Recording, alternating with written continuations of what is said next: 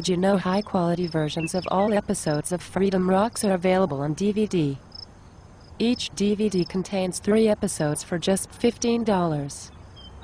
We also have specials that aren't on our CTV or YouTube. You can find links to all of our DVDs on the Freedom Rocs website, freedomrocs.cybermansoftware.com.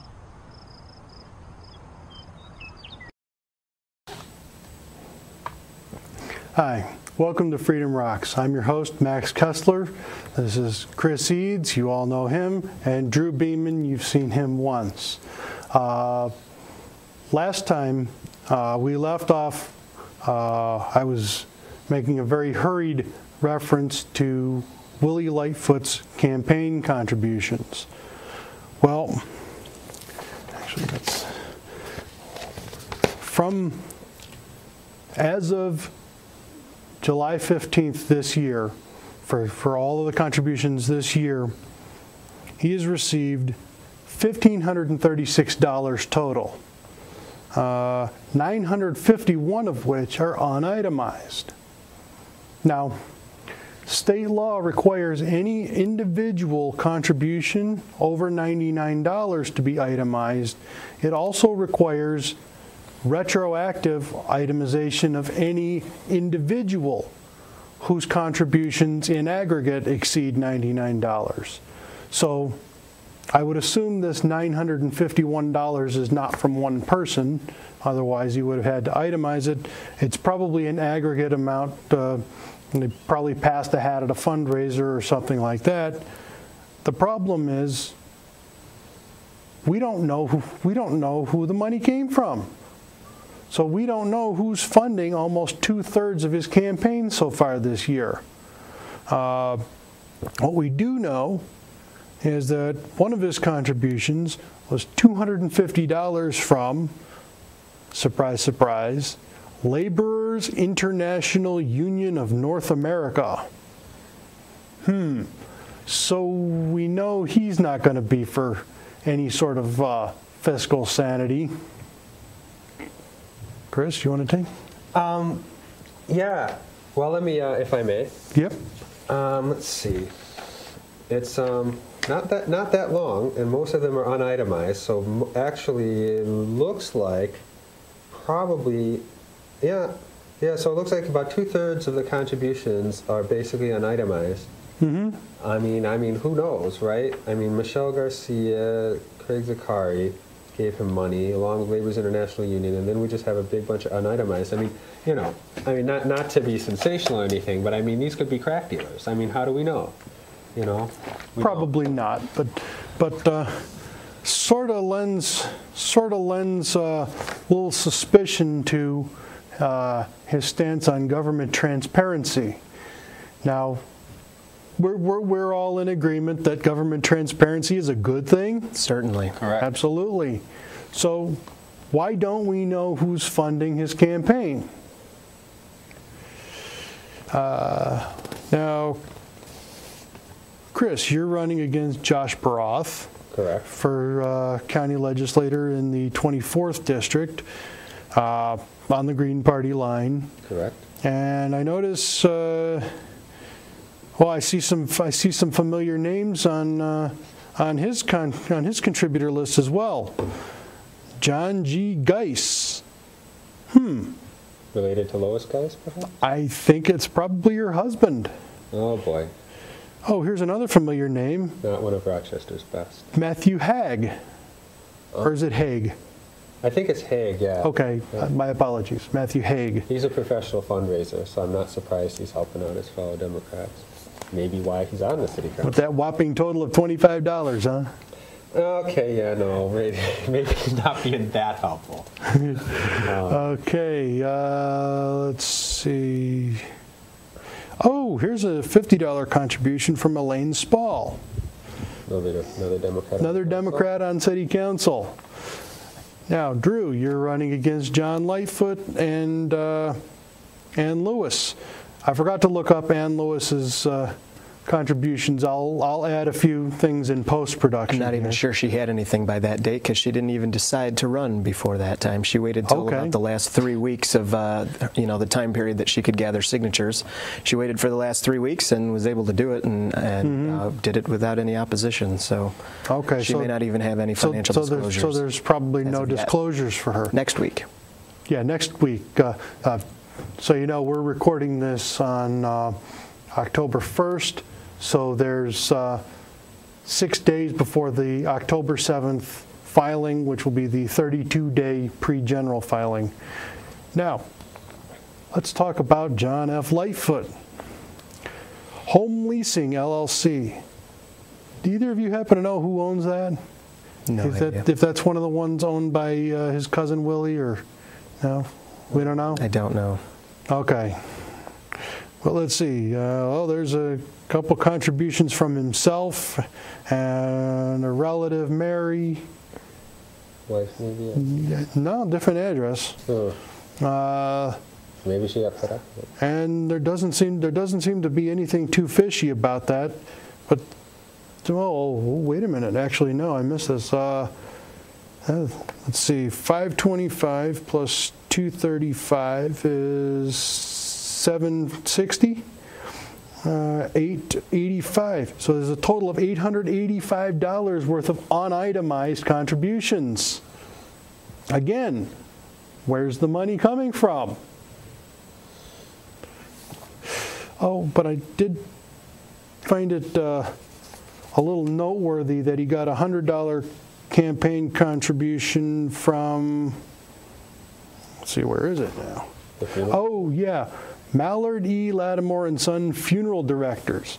So the 3-time convicted drunk driver is getting campaign contributions from a funeral home. Ironic. Yeah. Yeah. Ironic, yeah. Yeah. I don't know. This is the problem with government all across the country right now, and here in this county as well. Without this kind of transparency with financial disclosures and itemized financial disclosures, like I believe all three of us are doing, so that the people can see each individual that contributes. We're not beholden to corporations, Republicans and Democrats. We keep electing them to office, but every time, nothing ever changes every time we elect them to office because they're beholden to the people that fund their campaigns, special interests that fund their campaigns. Where we're not beholden to anyone like that. We can do what the people need done. Now, Chris, I did a search for you and found a whopping total of 0. Yes. Well, I believe I'll be largely self-funded this campaign. As you know, usually I run on the Libertarian line. This time running on the Green line. So I'm kind of in a situation where I don't necessarily have access to the large Libertarian donor base, or relatively large Libertarian donor base. But I don't really have a network of Green donors. So, I'm in a little bit of a gray area at this point in terms of being able to fundraise, except from people that really know me personally. And, I'm going to have to interrupt you because we're just about out of time for this segment. We'll be right back.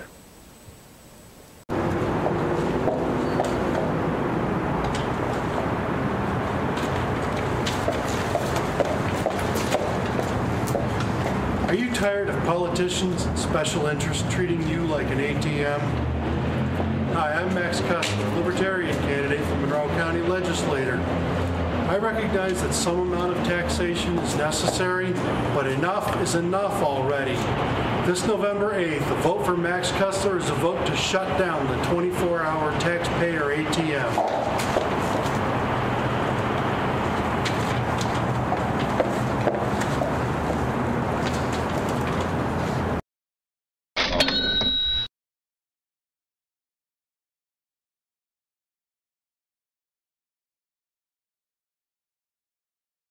Paid for by the Committee to Elect Max Kessler. I'm Max Kessler and I approve this message. Did you know Freedom Roc has swag? You can help stimulate the economy and show how much you like Freedom Roc at the same time. We've got t-shirts for men and women. We've got coffee mugs and beer steins. We've got food and beverage thermoses. You can get your own Freedom Roc swag with the show logo, as seen in the opening title of the show, right here at our Cafe Press shop. That's cafepress.com/freedomrocs. Hi, welcome back to Freedom Rocs. As always, we'd like to remind you that this is a cable access show. That means we don't get Nielsen ratings. So we don't know you're watching unless you tell us you're watching. So when you get a chance, swing by this website at the bottom of your screen. Freedom Rocs, that's Freedom ROCS.cybermansoftware.com. Let us know what you think, what you like, what you don't like. If you want to discuss some libertarian issues, we'd be happy to have you on as a guest. If you want to debate the counterpoint, we'd also be willing to have you on as a guest. Now, before the break, we were talking about campaign finances. Now, Drew, you are mostly self-funded, self and family funded? Actually, no. I'm funded by individuals that I've worked with in this state committee of the Libertarian Party. Some family, very little of my own, actually, because I don't have any money. But what I do have, I put a little bit. I think I donated $50 to get the ball rolling. But mostly, funded by individuals that know me personally, have worked with me, have heard about my campaign, and wanted to contribute, and some from family. Okay. Now, are you accepting campaign contributions from labor unions? No. Nobody has offered either. Okay. No surprise there. Okay. Well, again, I have not, right now I have just over $600 in the bank, and I have not accepted any campaign contributions from labor unions, nor will I accept campaign contributions from labor unions. I also have a campaign contributor form that explicitly asks people if they're a current or recent county employee or employee of any contractor. If they answer yes, I won't take their money. Now, we wanted to get onto some of these local development corporations. Drew, I believe you had something to say about talk that? About transparency or lack thereof. That it seems to be a big problem right now in our county. There's been a lot of talk about this. The local development corporations, one of which called Upstate Telecommunications Corporation, seems like there might have been some sketchy dealing going on there. This is the problem with the legislature right now. There's a lot of backroom deals that then create these scandals because it seems like people, surprisingly, people are profiting out of these scandals from the taxpayers' dollars, which to me is fraud or theft.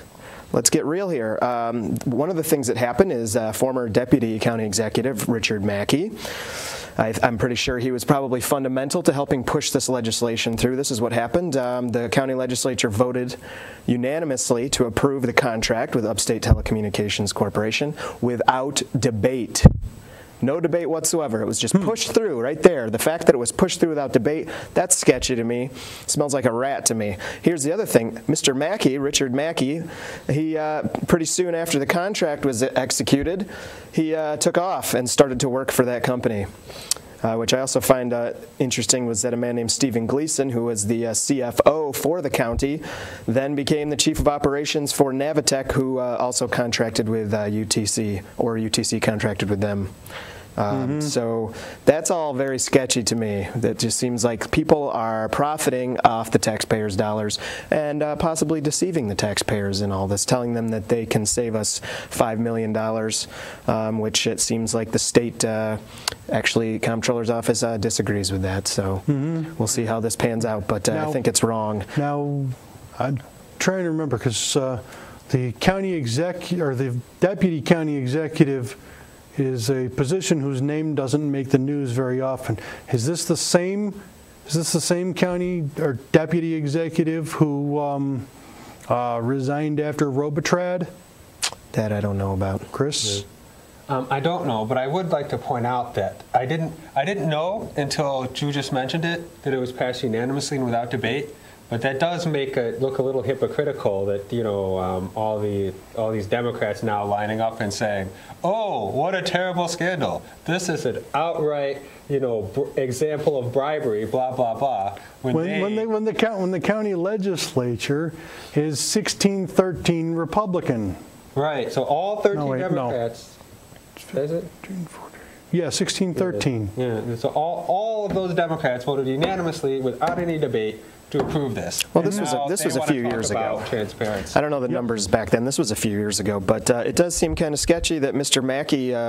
It seems like he was fundamental in getting this legislation approved. He had everybody convinced, both Democrats and Republicans, that it was in the best interest of the taxpayers. And then he saunters off to go start his new job with that corporation.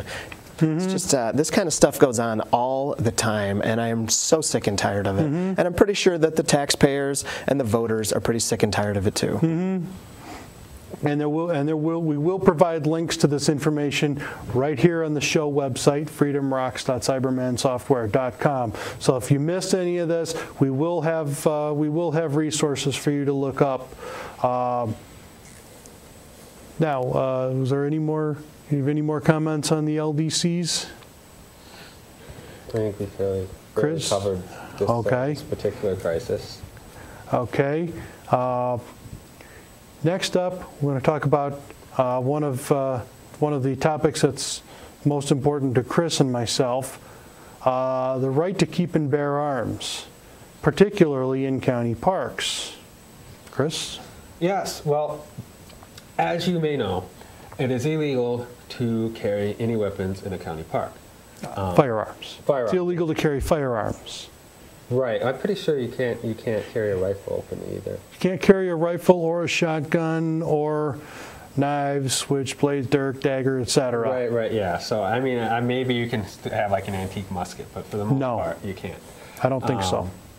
But in any case, and what we're particularly concerned about is not just anybody, but people that already have a permit to carry a firearm in New York State. Now, New York State has probably the strictest vetting process in the nation. These people pass every kind of background check, mental health checks, every kind of police department check you can find. These people they hardly ever commit crimes. The most law-abiding people in the world. So now, here's just an example. When I applied for my pistol license, I had to spend $5 to purchase the application form from the county clerk's office. I had to pay roughly $30 to get 2 identical sets of passport photos printed at my own expense. I had to pay the Rochester Police Department I had to pay, it was $20 at the time, now it's $30. I had to pay $20 to get my fingerprints taken. I had to pay $99 plus the cost of a postal money order for the background investigation. Then when I submitted my application, I had to pay the county clerk's office $5 to accept it. So that was a total of $160 when I applied. Now it's up to $170 here in the city of Rochester. So we're not talking about folks carrying willy-nilly, but we will be right back. Hi, I'm Max Kessler, Libertarian candidate for Monroe County Legislator, and that is Genesee Valley Park.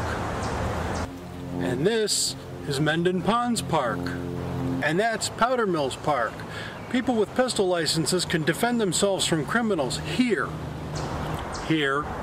and here. But they can't defend themselves here, or here because the Republicans in the county legislature keep backing down on their promise to restore the Second Amendment. If you believe the Bill of Rights doesn't end when you cross this line, or this line, and you live here in the 27th Legislative District, I'm your candidate this November. Paid for by the committee to elect Max Kessler. I'm Max Kessler, and I approve this message. As you may have noticed, you can watch Freedom Rocs for free on RCTV or on YouTube, but it takes money to produce good quality TV shows. You can support Freedom Rocs by shopping at our Cafe Press shop. There you can find t-shirts for men and women, tote and gym bags, coffee mugs, beer steins, food and beverage thermoses, and a bunch of other items Cafe Press offers. You can find our shop at cafepress.com/freedomrocs, all lowercase and no apostrophe.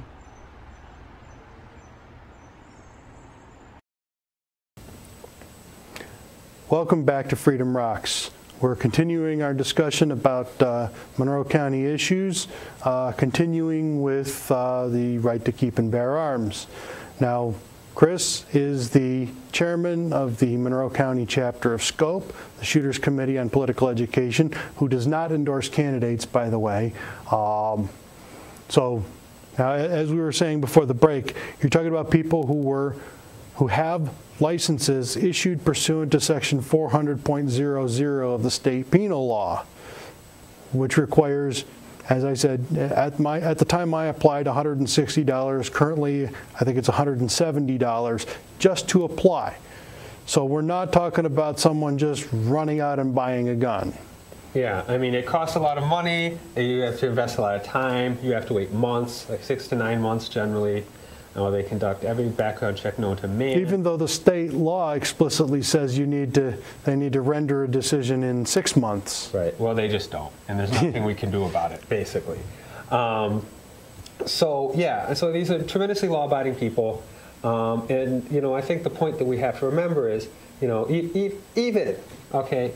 if you were concerned that civilians should carry guns. Maybe you don't like that. But the fact is that these people can walk right past your house where your children are playing, carrying a concealed weapon, and that's perfectly legal. But they can't go into a park which has all these winding trails where someone could hide behind a tree or around the next bend. Actually, just a few days ago, some guy tried to abduct a teenage girl in on the Erie Canal out in Brockport. Yeah. Now, she wouldn't have been able to have a concealed carry permit. No. But just this summer, there were at least 2 muggings. Those are just the ones I heard about. I don't read the paper every day. Well, there was also a shooting in Genesee Valley Park, just a few feet from where I filmed part of my first campaign commercial. So the parks are completely unsecured. There is no border fence. There's no magnetometers you have to walk through to get in. You just walk in from any direction. So banning firearms in parks is basically, well, actually not basically, it's literally trusting criminals with the honor code. Yeah, so I mean, the law is absurd because the place where you really need self-defense is the place that you're not allowed to defend yourself. And meanwhile, you can go pretty much anywhere else. So, if these are some of the most trustworthy and law-abiding people in the world, and since we do trust them, it doesn't make any sense that they can carry a weapon everywhere except one of the places they're most likely to actually legitimately need it. And so that's why the law simply has to be repealed. Whatever you think about gun control, this law makes no sense. It's a symbolic way for politicians to look like they're doing something about crime while they actually do nothing whatsoever. Andrew, you agree with that? Oh, I definitely agree with that. That was one of the things I wanted to point out, was that county parks are the one place that they're banned where there's no way to really enforce that. Every other place that they're banned, like government buildings, certain government buildings, there's metal detectors, there's screening processes. In a county park, you just walk into the park. So anybody with a gun can walk into the park. If you have the right to carry a gun in our state, you should have the same right to carry that gun in a county park. It doesn't make any sense whatsoever. Yeah, and you can carry them in federal parks. I mean, the Obama administration authorized people to carry guns in federal parks. So it's not like this is a hyper-partisan issue. It's not like... Certainly not a right-wing issue. Right. I mean, it's just, we would essentially just be bringing Monroe County into conformity with federal policy promulgated by the Obama administration. Okay? This is not a plan propagated by Rush Limbaugh. No. Okay? So I just want to mention that. Were there any other major issues you wanted to bring up? I think one of the things that we need to discuss is that Monroe County government needs to stop wasting money. Well, we did talk about that considerably in the last episode, but I don't think I got into the Marin Ryan sales tax sharing agreement, did I? I don't think so. You may have touched on it briefly. Okay. Well, back in the 70s, when the suburbs were starting to spring up, a lot of people with money, primarily white people, and thus it got the name White Flight, the unfortunate nickname. A bunch of people started moving out to the suburbs and taking their dollars with them, taking their tax dollars with them. Well, the city and county struck up a deal to split the county's portion of the sales tax. It's called the Marin-Ryan Sales Tax Sharing Agreement, and what it means is that if business owners, small business owners, vote with their feet because they don't like the regulations in the city, for example, nuisance points, where if we own businesses, let's say in 3 adjacent storefronts, and I've got a fire hydrant in front of my storefront, one of their customers parks in front of the fire hydrant in front of my business, their customer gets me nuisance points as it's written. So if small businesses vote with their feet and leave the city, their tax money comes right back. Yeah, and I would like to also mention that, one of my planks in my platform is that we should take a look at a countywide school district again, since it's been since 1996, I think, is the last time it was proposed. And of course, one way, that would a countywide school district would shift the burden of paying part of the school district budget away from the city to the county. And I think the easiest way to compensate for that, in whole or part, certainly the first step is to get rid of the Marin-Ryan sales tax agreement and. Okay, you're proposing getting rid of it. I'm proposing splitting the county into 2 separate jurisdictions, so that you have a jurisdiction for sales inside the city and a jurisdiction for sales outside the city. Will give the city more money from sales inside the city and less money, eventually phasing out all money from sales outside the city, so the city government will have an incentive to keep jobs in the city. But again, we're running a little short on time. We want to plug our websites. My website, maxkessler.org. Chris's website, vote-for-chris.net. And that's 4 as in FOR. Yeah. And mine is Drew 4 Monroe, number 4, drew4monroe.com. Okay. Again, I'd like to remind you that if you have any comments about the show, like us, don't like us, love us, hate us, want to suggest a topic, swing by this website at the bottom of your screen, Freedom Rocs, that's freedomrocs.cybermansoftware.com.